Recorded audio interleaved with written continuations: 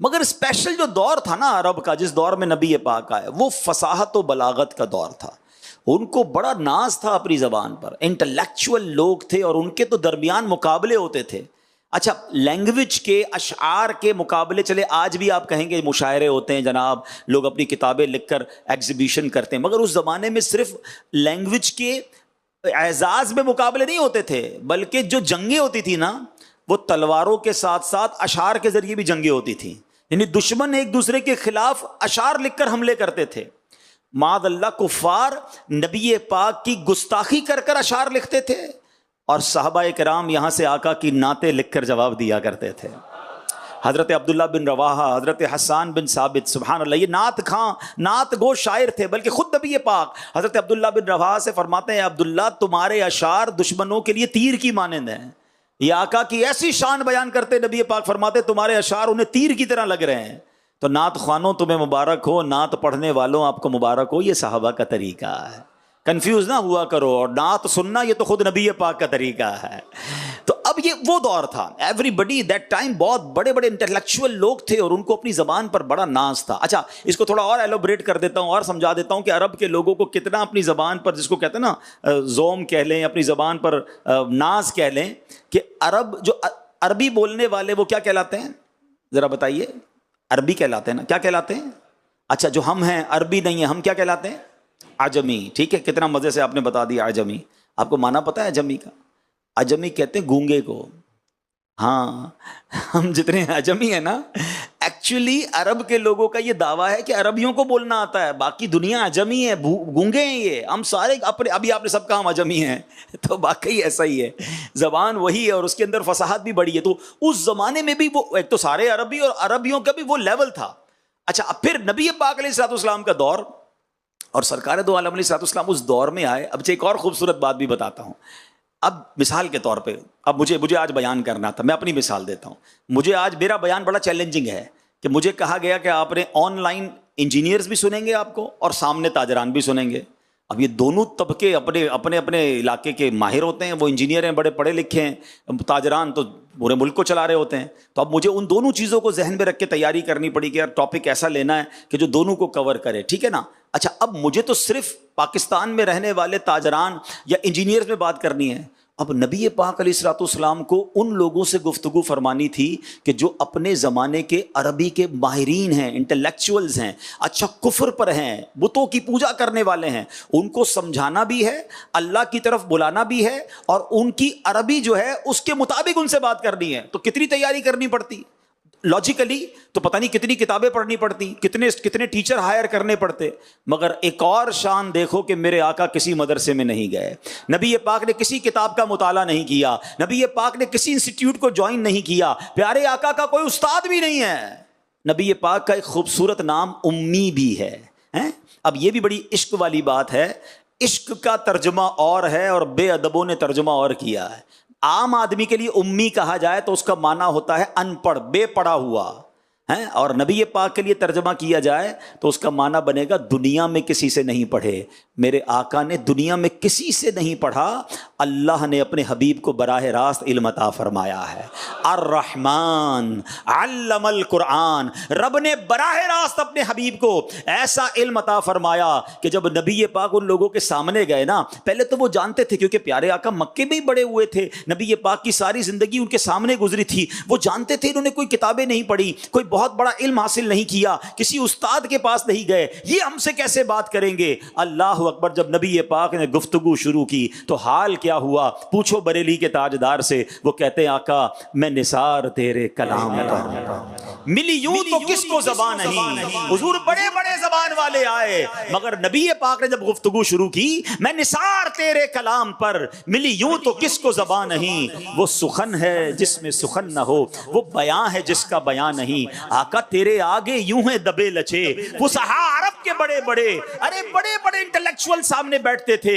they were shocked. ان کی زبان، ان کے منہ میں زبان ہی نہیں بچتی تھی کہ یہ الفاظ کہاں سے آ رہے ہیں، یہ فساد کہاں سے آ رہی ہے، یہ گفتگو کیسی ہے. وہ کہتے ہیں تیرے آگے یوں ہیں دبے لچے. فصحاء عرب کے بڑے بڑے، کوئی جانے منہ میں زبان نہیں بلکہ جسم میں جان نہیں۔ آقا گفتگو فرماتے وہ حیران ہو جاتے۔ اب میں آپ کے سامنے ایک ایسی حدیث رکھنا چاہتا ہوں جو ہم سب کے لیے چند جملے ہیں مگر زندگی گزارنے کا فارمولا میرے آقا نے عطا فرمایا۔ گویا دریا کو کوزے میں نہیں، سمندر کو کوزے میں میرے آقا نے عطا فرما دیا۔ اس ایک حدیث پر کئی بیانات ہو سکتے ہیں، کئی کتابیں لکھی جا سکتی ہیں۔ سنو سرور کائنات صلی اللہ تعالی علیہ وسلم کیا فرماتے ہیں۔ آقا علیہ الصلوۃ والسلام نے جو سمجھیے آج میں تاجروں کو بھی اور انجینئرز کو بھی ایک بہت خوبصورت ٹائم مینجمنٹ اور زندگی کو کس طرح گزارنا ہے نبی پاک کی ایک ہی حدیث سے سمجھانے کی کوشش کروں گا۔ آقا فرماتے ہیں اغتنم خمسن قبل خمسن۔ نبی پاک فرماتے ہیں 5 چیزوں کو 5 چیزوں سے پہلے غنیمت جانو۔ ہیں کون سی 5 چیزیں؟ اب میں بتاؤں گا آپ کو۔ 5 چیزوں کو یعنی وہ 5 ہونے والی ہوں اس سے پہلے 5 کو غنیمت جانو۔ آقا فرماتے ہیں شبابک قبل حرمک، جوانی کو بڑھاپے سے پہلے غنیمت جانو۔ جتنے جوان مجھے سن رہے ہیں نا، بوڑھا ہونا، اب پتہ نہیں بوڑھا ہونا نصیب میں ہے بھی کہ نہیں، لیکن بوڑھے ہونے سے پہلے جوانی کو غنیمت جانو۔ آقا فرماتے ہیں وصحتک قبل سقمک، فرماتے صحت کو بیماری سے پہلے غنیمت جانو۔ پھر فرمایا بغناک قبل فقرک، مالداری کو فقیری سے پہلے غنیمت جانو۔ آقا فرماتے ہیں وفراغک قبل شغلک، فراغت کو شغل مشغول ہونے سے پہلے غنیمت جانو۔ اور پھر فرمایا وحیاتک قبل موتک، زندگی کو موت سے پہلے غنیمت جانو۔ یقین کرے میرے پیارے اسلام بھائی، اگر اس ایک ایک جملے پر صرف غور کر لیا جائے نا، جتنے جوان بیٹھے ہیں جن کے اعضاء سلامت ہیں، جن کے بازو سلامت ہیں، جو پیروں پہ چل سکتے ہیں، یہ جوانی، یہ صحیح اعضاء سلامت اس لیے نہیں ملے کہ اللہ کی نافرمانی کی جائے۔ عجب فینومینا ہے، آج تو بات ہوتی ہے بھائی جوانی ہے، موج کرنے کے دن ہے، جوانی تو دیوانی ہے، اس کے بعد اللہ اللہ کر لیں گے۔ نہیں جناب، جوانی اللہ نے اس لیے نہیں دی ہے۔ پوچھو بوڑھوں سے، ہیں کئی بزرگ آپ کو ملیں گے کہتے بہت دل چاہتا ہے روزے رکھنے کو، اب صحت ساتھ نہیں دیتی ہے، اب ہمت نہیں ہے، اب پیروں پہ کھڑے نہیں ہو سکتے، تراویح نہیں پڑھ سکتے۔ سنو، بڑھاپا آ جائے گا نا، پھر بہت ساری چیزیں یاد آئیں گی کہ یار میں بھی بھاگ دوڑ کرتا، میں بھی دین کی خدمت کرتا، میں بھی کوئی علم دین حاصل کرتا۔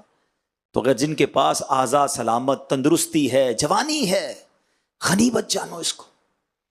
ہاں، جوان کی توبہ یہ ولیوں کا شیوا ہے، نصیب والوں کو جوانی میں توبہ ملتی ہے۔ ایک حدیث پاک اور ہے، پیارے آقا علیہ الصلوۃ والسلام نے اس میں ڈیفائن کیا ہے کہ وہ خوش نصیب جن کو اللہ کے عرش کا سایہ قیامت کے دن ملے گا نا، وہ ایک طویل حدیث ہے، 7 قسم کے لوگ، اس میں ایک یہ بھی قسم بیان کی کہ وہ نوجوان جن کی جوانی عبادت میں گزری۔ اب غور کرے ہماری جوانی کیسے گزر رہی ہے۔ جو جوانی میں گناہ کر رہے ہیں، اللہ کو ناراض کر رہے ہیں، نہ کرو ایسا۔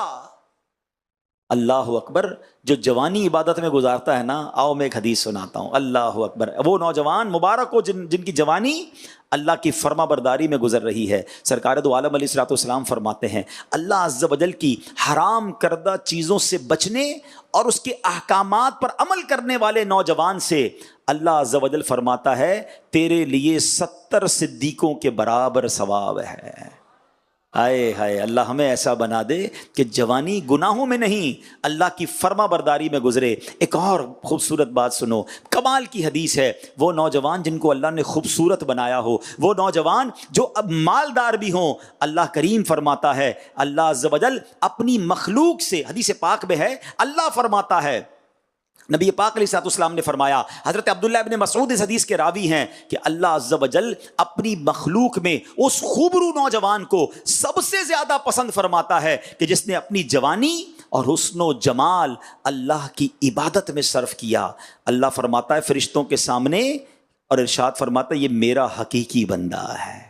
اللہ فرشتوں کے سامنے اس نوجوان پر فخر فرماتا ہے۔ اگر اللہ نے حسن و جمال دیا ہے، اللہ نے جوانی دی ہے، یہ 2 چیزیں جس کے پاس ہونا، اب گناہ بڑھ بڑھ کر آتے ہیں، اب شیطان بڑھ بڑھ کر آتا ہے کہ مجھ سے اس سے گناہ کروا لوں۔ اے میرے پیارے اسلامی بھائیوں، یہ امتحان ہے کہ اب اپنے آپ کو بچانا ہے گناہوں سے، اب اپنے آپ کو حرام کاموں سے بچانا ہے۔ اللہ اکبر، ایک بزرگ کے بارے میں آتا ہے 100 سال کے ہو گئے، آنکھیں آئی سائڈ اوکے، سننے کی طاقت بالکل زبردست، بولنے کی طاقت بالکل ٹھیک، دانت بھی سلامت، باڈی اسٹرانگ. لوگوں نے کہا حضرت اس عمر میں تو کان، آنکھ، ناک، زبان سب میں لڑکھڑاہٹ آ جاتی ہے، کمزوری آ جاتی ہے. You are perfect like a young man. یہ کیسے؟ کیا کمال کا جواب دیا ان بزرگ نے. وہ فرماتے ہیں میں نے جوانی میں اپنے باڈی پارٹ کو، اپنے اعضاء کو اللہ کی نافرمانی میں نہیں لگایا، اللہ نے بڑھاپے میں میرے اعضاء سلامت رکھ دیے. ہاں، بڑھاپا اچھا چاہتے ہو نا تو جوانی نیک گزارنا. اگر جوانی میں حرام کام کرنے ہیں نا تو بڑھاپے میں بعض اوقات انسان برباد ہو جاتا ہے. تو نہ کریں میرے پیارے اسلامی بھائیوں. میرے وہ نوجوان جو مجھے سن رہے ہیں، ابھی سن رہے ہیں، بعد میں سنیں، یہ یاد رکھنا کہ بڑھاپے سے پہلے جوانی کو غنیمت جانو. یہ جتنی نیکیاں کرنی ہے کر لیں جو بڑھاپے میں نہیں ہو سکیں گی.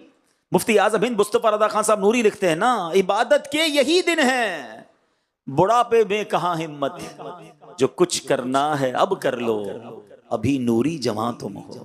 اللہ کرے کہ یہ بات ہمیں سمجھ آ جائے. آگے چلتے ہیں. نبی پاک نے جو حدیث پاک کا دوسرا حصہ فرمایا، آقا علیہ الصلوۃ والسلام نے کیا فرمایا؟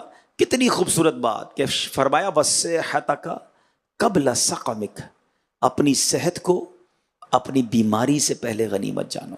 یہ جو میں چل پھر رہا ہوں، اٹھ بیٹھ رہا ہوں، اپنے ہاتھوں سے کھا رہے ہیں، اپنی مرضی سے واش روم جا رہے ہیں، یہ اس نعمت کا اندازہ ہے؟ اصل میں یہ بھی بڑا پرابلم ہے، ہمیں بہت ساروں کو صحت کی نعمت کا اندازہ ہی نہیں ہے. اگر اس کا اندازہ کرنا ہو نا، اچھا اس کا اندازہ پتہ کس کو ہو جاتا ہے؟ جس کے گھر میں کوئی بڑی بیماری میں آ جائے. اللہ کرے ہمارے سارے گھر والے محفوظ رہیں، مگر جس نے قریب سے ڈائلسس کے مریض کو دیکھا ہو، جس نے قریب سے کینسر کے مریض کو دیکھا ہو، جس نے قریب سے کسی نابینا کو دیکھا ہو، کسی نے قریب سے کسی بہرے گونگے کو دیکھا ہو، کسی قریب سے کسی لنگڑے کو دیکھا ہو، اس کو اندازہ ہو جاتا ہے کہ یار پیر کتنی بڑی نعمت ہے، آنکھیں کتنی بڑی نعمت ہے. ہمیں اندازہ ہی، کچھ کو تو اندازہ ہی کوئی نہیں ہے نا کہ ہمیں اللہ نے نواز کتنا بڑھا دیا ہے. یہ اعضاء کا سلامت ہونا.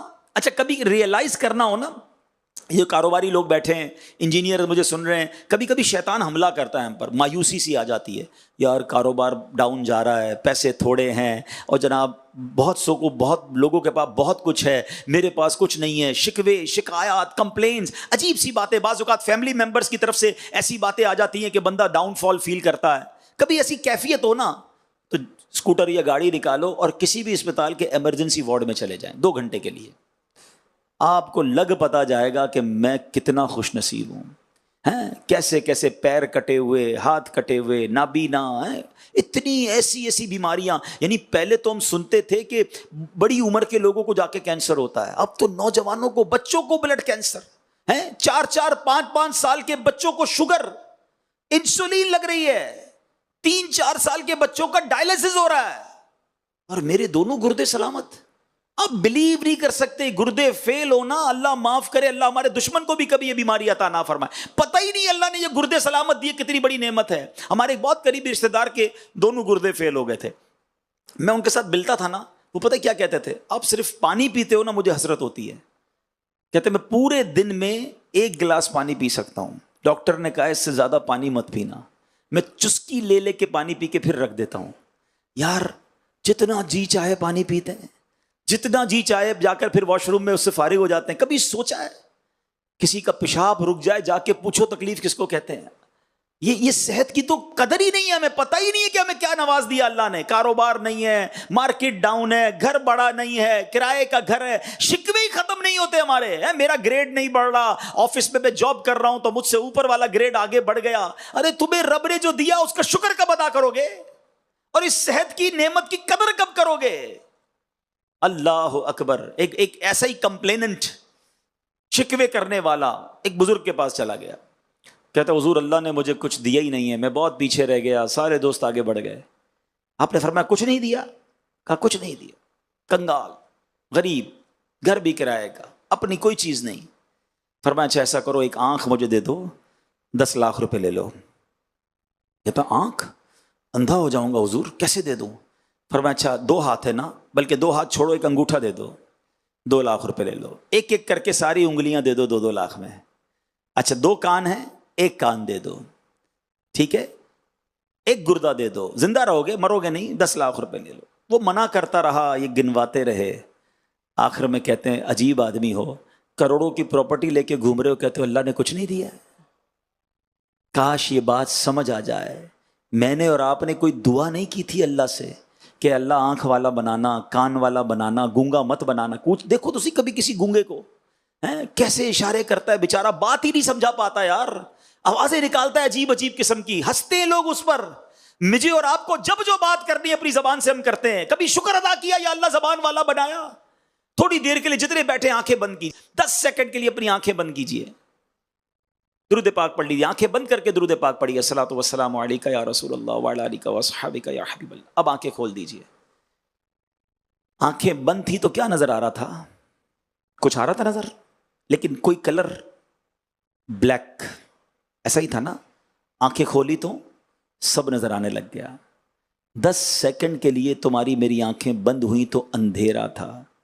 نابینا کی ساری زندگی میں اندھیرا ہوتا ہے، وہ کچھ نہیں دیکھ سکتا. میں آپ کو بتاؤں، مجھے 2 دن پہلے ایک میسج آیا.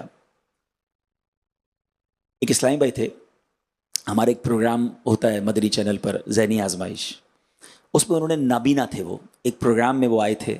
جنہوں نے دیکھا ہوگا ان کو پتا ہے، وہ کافی انہوں نے ایک خاکہ پیش کیا، رونے لگ گئے، سب رونے لگ گئے. امیر اہل سنت کی کال تشریف لائی اور اس نابینا کو مدینے کا ٹکٹ امیر اہل سنت نے دیا. وہ نابینا مدینے پہنچ گیا. اس وقت بھی وہ مدینے شریف میں ہے. مجھے پرسوں گنبد خضرا کے سامنے سے، پرسوں یا 3 دن ہوئے، انہوں نے ایک ویڈیو بنا کے بھیجی، بہت دعائیں دی، مگر میں گمسم ہو گیا جب وہ ویڈیو دیکھی نا. میں نے کہا یا اللہ، یہ مدینے تو پہنچ گیا مگر گنبد خضرا کو دیکھ نہیں پا رہا ہے. اب سوچو یار، آنکھ کتنی بڑی نعمت ہے. وہ بیچارہ جب مکے مدینے پہنچتا ہوگا اس کو اور کتنی حسرت ہوتی ہوگی، یا اللہ کعبہ سامنے سب دیکھ رہے، میں نہیں دیکھ پا رہا. میں نے اور آپ نے کیا ایسا کمال کیا کہ اللہ نے مجھے اور آپ کو آنکھ والا بنا دیا؟ کبھی شکر ادا کیا کہ یا اللہ تیری مہربانی، آنکھ والا بنایا، زبان بھی دی، کان بھی دیے، گردے بھی پورے دیے، پیر بھی دیے، لنگڑا نہیں بنایا. ارے اندازہ ہی نہیں ہمیں اللہ نے کتنا نوازا ہے. خدا کے واسطے یہ شکوے چھوڑ دو، یہ شکایتیں چھوڑ دو، یہ کمپلین چھوڑ دو. تھوڑی سی زندگی ہے. اور یاد رکھنا، اللہ نے قرآن میں وعدہ فرمایا ہے، لَإِن شَكَرْتُمْ لَأَزِيدَنَّكُمْ، تم میرا شکر ادا کرو میں تمہیں اور عطا کروں گا. اب شکر تو کریں، تمہارے مال میں برکت ہو جائے گی. شکر کرو، تمہاری صحت میں برکت ہو جائے گی. شکر ہی تو نہیں کر رہے، برکت کہاں سے آئے گی؟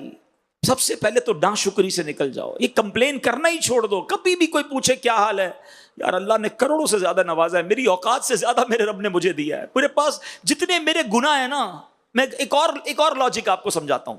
آپ کے پاس بھی ملازم کام کرتا ہے، آپ اس کو موٹر سائیکل دیں، بیٹا روز جانا، یہ کام کرنا ہے آپ نے، فلاں جگہ ڈاکیومنٹ دینے، فلاں جگہ پیسے اٹھانے، یہ موٹر سائیکل اس لیے تجھے دے رہا ہوں. 1 ہفتے بعد آپ کو کوئی آ کر بتائے یہ تو ہفتے سے موٹر سائیکل پہ کہیں اور گھومتا ہے، آفس کا کوئی کام نہیں کرتا، آپ کیا کہیں گے؟ موٹر سائیکل واپس کرو. اس لیے دی تھی تم کو کہ تم اپنے کام کرو، میرے کام تو کرتے نہیں. ایسا ہی ہے، جس کام کے لیے جو چیز دی وہ نہ ہو آپ واپس لے لیتے ہیں. ہمیں اللہ نے آنکھیں کیوں دی ہیں؟ حرام دیکھنے کے لیے. ہم حرام دیکھتے اندھے کر دیے جاتے، وہ نہیں کر رہا. حرام سنتے تو بہرے کر دیے جاتے. لاجک تو یہی کہتی نا، اگر جو اللہ کی نافرمانی کانوں سے کرتا اللہ اسے بہرا کر دیتا. وہ نہیں کر رہا بہرا. پیر میرے حرام کی طرف چلتے وہ لنگڑا کر دیتا، وہ نہیں کر رہا. پھر بھی ناشکری، پھر بھی شکوے، پھر بھی شکایات. ہمیں تو یہ سوچنا ہے کہ ان نعمتوں کا جواب کیسے دوں گا قیامت کے دن. اگر قیامت کے دن رب نے پوچھا تجھے آنکھیں اس لیے دی تھی کہ تو فلمیں ڈرامے دیکھتا، حرام چیزیں دیکھتا، زبان اس لیے دی تھی کہ گالیاں نکالتا، جھوٹ بولتا، ہاتھ اس لیے دیے تھے کہ حرام روزی کماتا، سوچو کیا جواب دیں گے. ہمیں تو شکوے چھوڑ ان نعمتوں کا جواب دینے کی فکر ہونی چاہیے اور شکر کرنا چاہیے.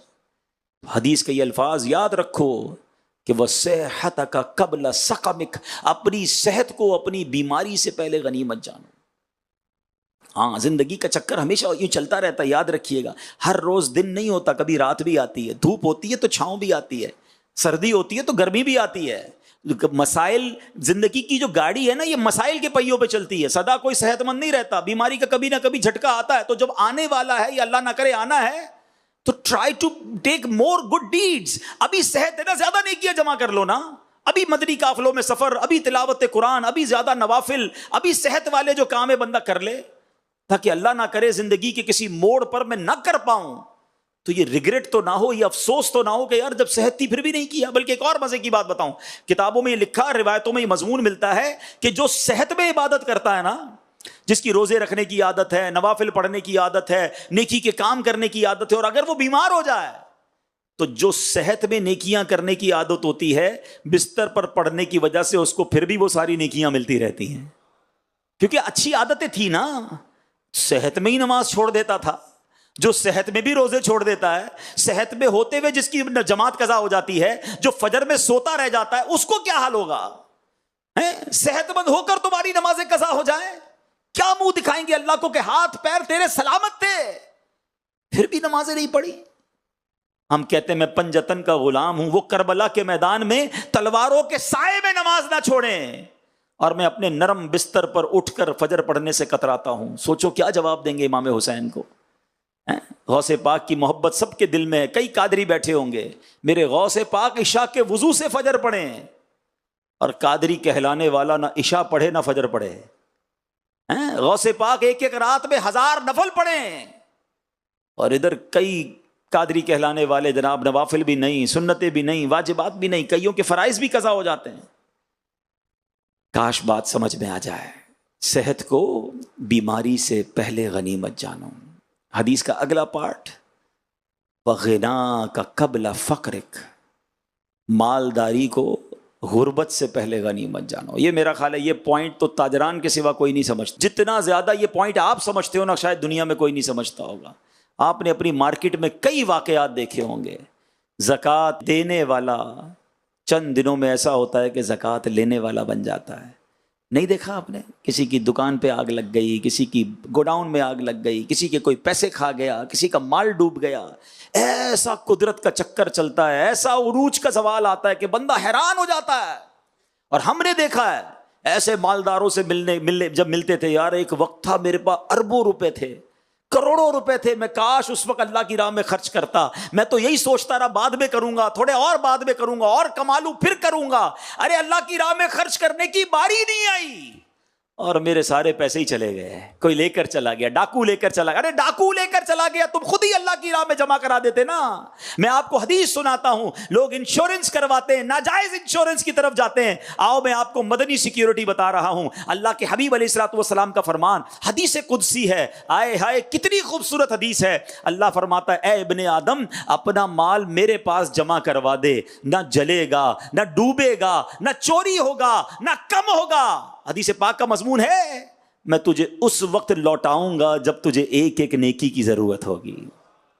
کدھر جمع ہو جائے گا؟ اللہ کی بارگاہ میں جمع ہو جائے گا. میں ادھر خرچ کرتا ہوں، وہ میرے ہی اکاؤنٹ میں آخرت کے جمع ہو جائے. اگر خدا نہ خواستہ کاروبار ختم بھی ہو گیا، خدا نہ خواستہ کوئی نقصان بھی ہو گیا، مگر جو اللہ کے پاس جمع کرائے ہوئے نا وہ سارے سیکیور ہیں. اچھا مزے کی بات یہ ہے، ایسا نہیں جو میں اللہ کی راہ میں خرچ کرتا ہوں قیامت کے دن ہی ملیں گے. میرے نبی فرماتے صلی اللہ تعالی علیہ وسلم کہ میں اللہ کی قسم کھا کر کہتا ہوں، اللہ کی راہ میں خرچ کرنے سے مال کم نہیں ہوتا.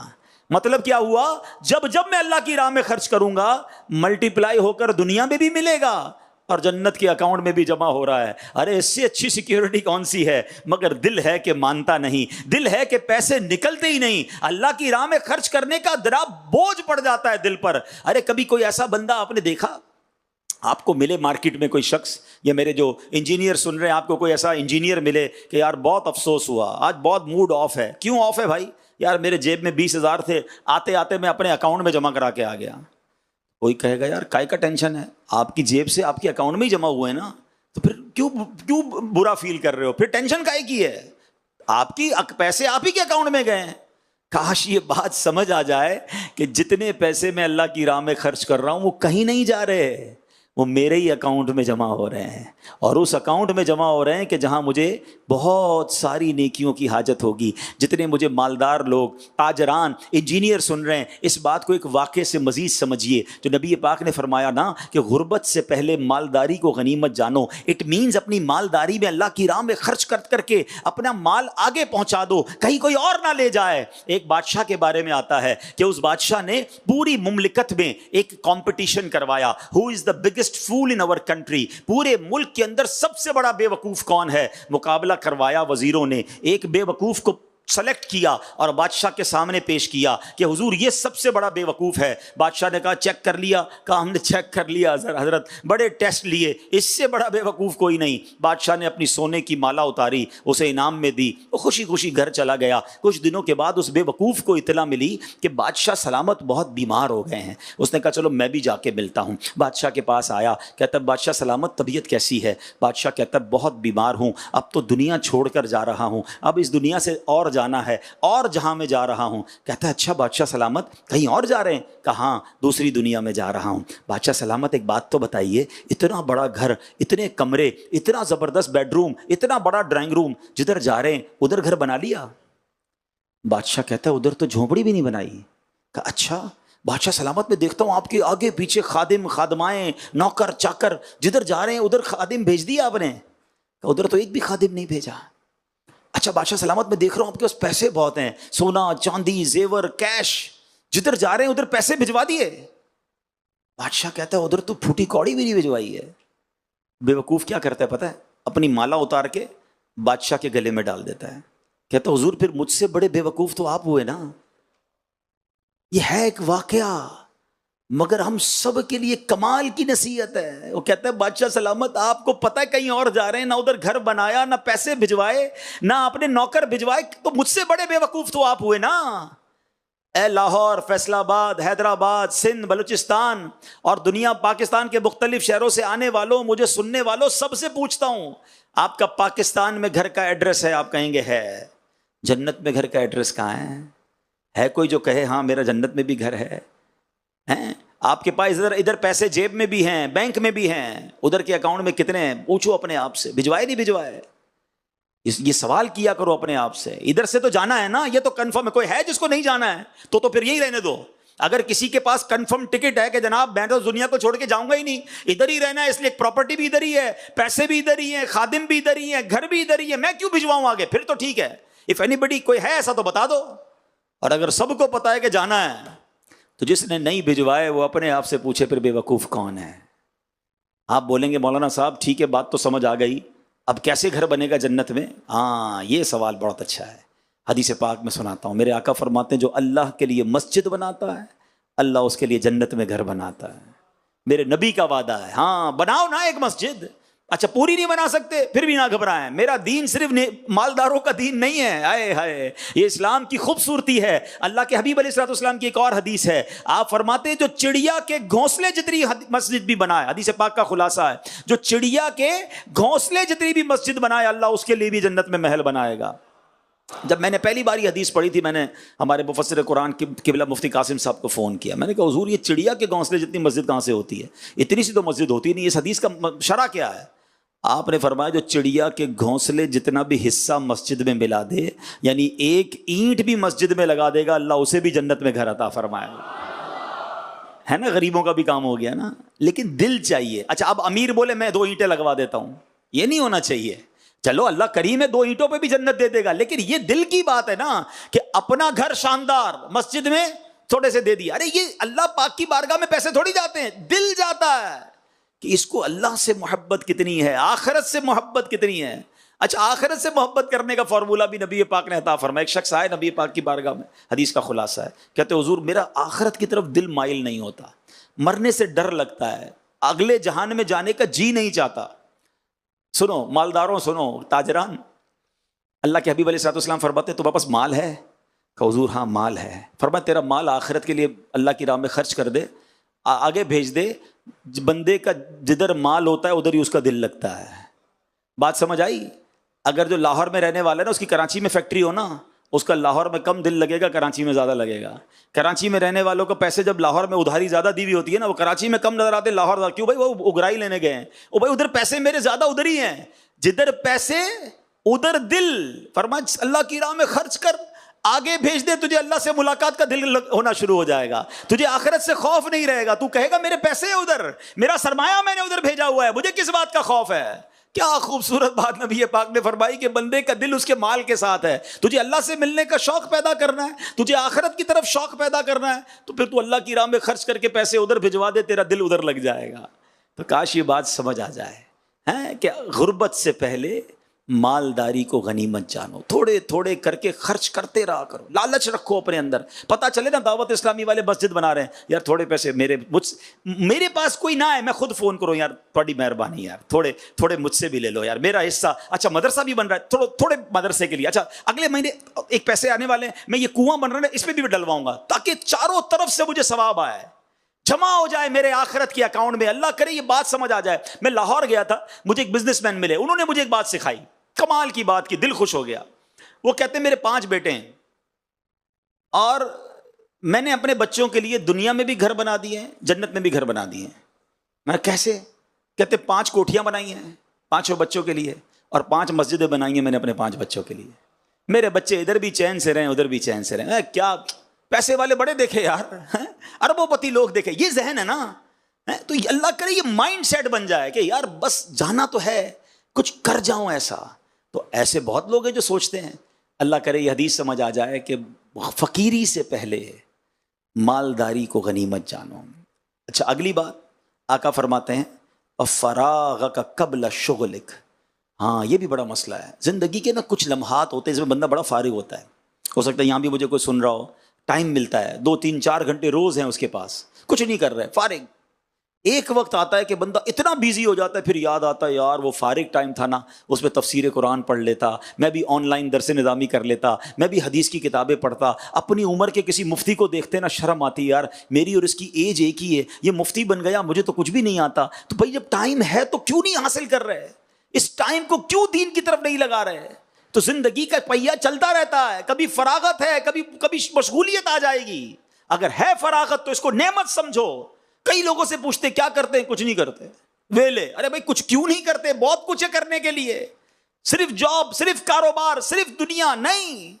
اپنی اسی زندگی میں کچھ گھنٹے تو نکالیں دعوت اسلامی کے لیے، کچھ گھنٹے تو. اچھا دعوت اسلامی کو کیا ہے؟ آپ جو کاروباری مجھے سن رہے ہیں، انجینئر سن رہے ہیں، آپ جو بھی ٹائم دعوت اسلامی کو دیتے ہیں ایکچولی آپ اپنی آخرت کو دے رہے ہیں. 1 گھنٹہ 2 گھنٹے ویکلی 2 3 گھنٹے دیجئے تاکہ میں جب رات سونے لگوں تو دل کو تسلی ہو یار کہ کاروبار کو ٹائم دیا، جاب کو دیا، بیوی بچوں کو دیا، میں نے اپنی جنت کو بھی دیا، اپنے آخرت کو بھی کچھ ٹائم دیا ہے. میں نے کچھ تلاوت کی ہے، کچھ تفسیر پڑھی ہے، کوئی نیکی کی دعوت دی ہے، کسی ایک بھائی کو لے کر اجتماع میں بھی گیا ہوں. کچھ نہ کچھ ڈیوٹی لیجئے، کچھ نہ کچھ ذمہ داری لیجئے. ایسے کئی دعوت اسلامی میں تاجران ہیں، کروڑوں بلکہ اربوں پتی ہیں، مگر اللہ کی رحمت سے دن رات دین کی خدمت کر رہے ہیں. تو یار وہ کرے تو میں کیوں نہیں کر سکتا؟ تو آئیے ہم بھی دین کی خدمت. اور کاروباری نے جب دین کی خدمت کی ہے، یہ میں آپ کو اور بات مزے کی بتا دوں. آپ اٹھائیے اسلام کی تاریخ، سبحان اللہ، سیدنا عثمان غنی بہت بڑے بزنس مین، حضرت ابوبکر صدیق بہت بڑے بزنس مین، خود نبی پاک نے تجارت فرمائی. اب آئیے حضرت عبد الرحمن بن عوف اس زمانے کے بلینر الحمدللہ بزنس مین تھے اور عشرہ مبشرہ میں سے ہیں. لوگ کہتے پیسے والا جنتی کیسے ہو؟ ارے پیسے والے بھی تھے اور جنتی صحابہ بھی تھے، مالدار بھی تھے، ایک ایک روپیہ حلال کا تھا اور اللہ کی راہ میں خرچ بھی کرتے تھے. اور آگے آؤ تو امام اعظم ابو حنیفہ، اللہ اکبر، فقہ کے امام ہیں. علم کتنا کہ آپ کے شاگرد بھی مجتہد ہیں اور اربوں پتی اس زمانے کے. بہت بڑا کپڑے کا بزنس تھا. کس تاجر کی بات کروں؟ تو اسلام میں جب بھی بزنس کمیونٹی کے لوگ آگے آئے بڑا کمال کیا. تو اے میرے تاجروں آپ بھی آگے آئیے، جو انجینئر مجھے سن رہے ہیں آپ بھی آگے آئیے. پڑھے لکھے لوگوں کی دعوت اسلامی کو ضرورت ہے. سب مل کے اللہ کے دین کی بات کرتے ہیں، سب مل کے سنتوں کی بات کرتے ہیں. آؤ سب مل کے لوگوں کو نمازی بناتے ہیں تاکہ جب قیامت کے دن بارگاہ رسالت میں حاضری ہو تو ہم عرض کر سکیں کہ حضور ہم بھی آپ کے دین کی خدمت کا ایک چھوٹا سا چراغ جلا کر آئے ہیں. حضور کچھ زیادہ تو نہیں کیا مگر اپنے حصے کی کوئی کوشش کر آئے ہیں. مگر کچھ لوگ ہیں جو فارغ بھی ہیں مگر پھر بھی ٹائم نہیں دیتے. ایسا نہ کریں. اور آخری حدیث کا جو پارٹ ہے وہ حیاتک قبل موتک. آقا فرماتے ہیں زندگی کو موت سے پہلے غنیمت جانو. پتہ ہے جب ہم مر جائیں گے نا آنکھیں بند ہو جائیں گی، ایک بار سبحان اللہ بھی نہیں کہہ سکیں گے. ذرا کہیے سبحان اللہ، اب کہیے الحمدللہ، اب کہیے اللہ اکبر، اب کہیے لا الہ الا اللہ محمد الرسول اللہ. ان سب چیزوں کو ہم نے پڑھا، پورا منٹ نہیں ہوا، 25-30 سیکنڈ میں ہم نے سب پڑھ لیا. کیا کر سکتے ہو دنیا میں 25-30 سیکنڈ میں؟ کتنے پیسے کما سکتے ہو؟ نہیں کما سکتے. مگر دیکھو میرے نبی کے سچے وعدے ہیں، جو ایک بار سبحان اللہ کہے جنت میں درخت لگ جاتا ہے. ایک بار الحمدللہ کہے جنت میں درخت، ایک بار اللہ اکبر کہے جنت میں درخت، ایک بار کلمہ پڑھو جنت میں درخت۔ ٹائم نہیں ہے، کدھر ہے پھر ٹائم؟ کیا کر رہے ہیں؟ مرنے کے بعد سبحان اللہ کے لیے ترسے گا بندہ، کہے گا یا اللہ واپس بھیج دے، ایک تسبیح پڑھ لوں، 2 رکعت پڑھ لوں، کوئی چانس نہیں ملے گا۔ مولا علی فرماتے ہیں نا، آج عمل کا دن ہے، کل جزا کا دن ہوگا، وہاں حساب ہوگا، پھر کل مرنے کے بعد عمل نہیں ہو سکے گا۔ Today is the time of action and tomorrow is the time of accountability. وہ حساب کا دن ہے، ابھی ایکشن کا دن ہے نا، کرو نا عبادت، کس نے روکا ہے؟ لیکن نہیں بنتا ٹائم۔ اللہ کرے کہ مرنے سے پہلے یہ سمجھ آ جائے بات۔ ہمارے اسلاف کو سمجھ آ گئی تھی، وہ تو اتنی نیکیاں اسی لیے تو کرتے تھے کہ یار مرنے کے بعد نہیں کر سکیں گے۔ ہم کو مثال کے طور پہ کسی کمرے میں چھوڑ دیا جائے کہ جتنا خزانہ اٹھانا اٹھا لو، آپ کیا کریں گے؟ 2-3 سونے کے بسکٹ جیب میں رکھ کے نکل آئیں گے، یا آپ کہیں گے رکیں بڑا تھیلا لے کر آتا ہوں بھائی، ایک بلکہ ٹرک ہی لے آتا ہوں، سارا ہی لے جاتا ہوں۔ تو یہ دنیا میں اور آپ آئے ہوئے ہیں نا، جب تک سانسیں، خزانہ سامنے ہیں، پڑھو سبحان اللہ جنت کا درخت، پڑھو الحمدللہ جنت کا درخت، درود پاک 10 رحمتیں، 2 رکعت نفل، کتنی نیکیاں۔ کاش یہ سمجھ آ جائے کہ میں جمع کروں نیکیاں، کیوں اپنی سانسوں کو ضائع کروں؟ تو اے میرے پیارے اسلامی بھائیوں، یہی دعوت اسلامی کا ماحول سکھاتا ہے کہ یہ جگہ جی لگانے کی دنیا نہیں ہے، یہ عبرت کی جا ہے، تماشا نہیں۔ ہم اس دنیا میں آخرت کی تیاری کرنے آئے ہیں، ہم دنیا میں دنیا بنانے تھوڑی آئے ہیں۔ لیکن کچھ لوگ ایسے دنیا جی رہے، مرنا ہی نہیں ہے جیسے۔ آئیے مل کر اب دعوت اسلامی والے بن جائیں، اپنی آخرت کی تیاری کرنے والے بن جائیں۔ الحمدللہ اس مدنی ماحول میں، اس سنت و برے ماحول میں ہمارے لیے بہت سارے موقع ہیں۔ بزنس کمیونٹی کے لیے موقع ہیں، پروفیشنلز کے لیے موقع ہیں، اسٹوڈنٹس کے لیے موقع ہیں، ٹیچرز کے لیے موقع ہیں کہ آئیے اپنے اپنے طور پہ دعوت اسلامی کی خدمت کیجیے، دین کا پیغام عام کیجیے۔ اللہ مجھے بھی عمل کرنے کی توفیق عطا فرمائے، آپ کو بھی نصیب فرمائے، اور سنتوں کا ہمیں پابند بنا دے۔ اللہ آپ کے رزق حلال میں، کاروبار میں برکتیں دے، اور آپ سب کو تمام مشکلوں اور پریشانیوں سے محفوظ رکھے۔ جزاک اللہ۔ صلو علی الحبیب صلی اللہ تعالی علی محمد